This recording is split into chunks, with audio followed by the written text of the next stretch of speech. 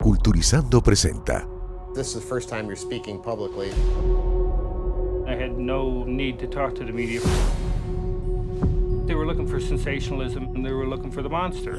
¿Qué ver con MaVi Gangi? Police found 29 bodies buried under Gacy's. Hola amigos, yo soy Mavi y hoy quiero que me acompañes a conocer a Alexa Danner. Ella es una de las productoras de una nueva docuserie que se llama John Wayne Gacy, Devil in Disguise, en donde se retoma una vieja entrevista que se hizo a este famoso asesino en serie. Y bueno, ella nos va a contar muchísimo más y todo lo que tuvieron que pasar para producir este documental, que es también de los mismos productores del documental de Amanda.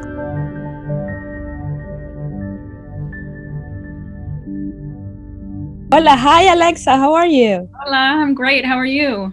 I'm great. Well, I'm actually really curious about everything about this docuseries because for me, it's always been like, we have to know that this kind of dark stories, for not to repeat it. But what does that mean to you that you've been working on this for a long time now? Well, certainly, I've been working on this project for over a year, and the material is very heavy and very dark. And it's sort of inevitable that you have to compartmentalize some of that material when you're working on it, because it's tough stuff to be living with day in and day out. But I mean, we're not the ones who actually went through it. So certainly the people who were victims or families of victims in the case, I mean, what we have to do pales in comparison to what they've gone through. How did you manage to get him to talk about this? So the interview took place in 1992, before he was executed, actually. So he had a correspondent, a pen pal named Craig Bowley, who began writing to John Gacy while he was in prison in the 1980s. And they became friends, really. And Craig was very involved in Gacy's life. And at a certain point, he decided that he wanted to arrange for this interview.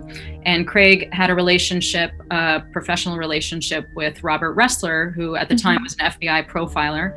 And he agreed to do the interview after he retired from the FBI. Ressler interviewed Gacy for 3.5 hours and sort of ran the gamut of topics with Gacy. And that's what you see in the series. We've woven that interview through all 6 episodes so that viewers they'll be spending some time with Gacy. They'll be getting to see the way that he manipulates people, how he seems pretty normal as a person at times. And then other times there's something off about him. He'll speak about horrific things in the most matter-of-fact way. And you realize, okay, there's more to this story here, but it's a fascinating and chilling interview, I think. We spoke to many different people. We spoke to victims, families. We spoke to attorneys. We spoke to actual victims who survived attempted assaults. We spoke to the original investigators on the case and also the law enforcement investigators who today are still working with the case. So we also spoke with Gacy's friends, people who knew him back in the 1970s, and also people who knew him back in the 1960s when he lived in Iowa.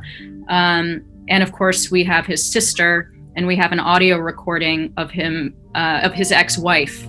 So there's many different people who were close to Gacy or close to the Gacy case who participate in the documentary. Why do you think it's important to tell this kind of stories?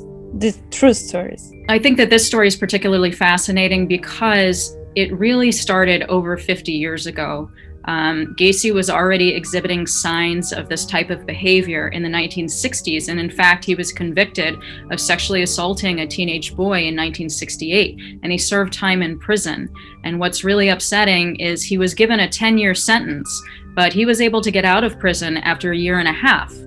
And if he had not gotten out of prison, if he had served his full sentence, he never would have been able to kill any of those boys and young men in Chicago throughout the 1970s. So events that were manipulated that led to Gacy being able to operate for as long as he did. Why is relevant right now to tell this story? I think there's a couple reasons why it's still relevant. One of them is that the case still has all these unanswered questions around it. Some of those questions include whether Gacy acted alone in his crimes.